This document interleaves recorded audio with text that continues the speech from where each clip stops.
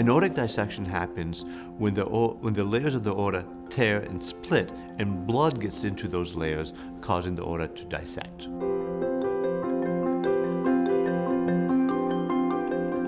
Usually a dissection presents with acute sharp pain in the chest because most of the dissections happen in the chest.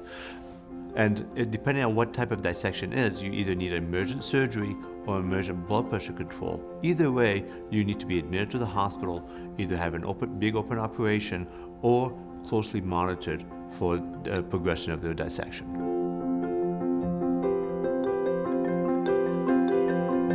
A lot of the aortic dissections happen because you have an abnormality in your tissues of the arteries.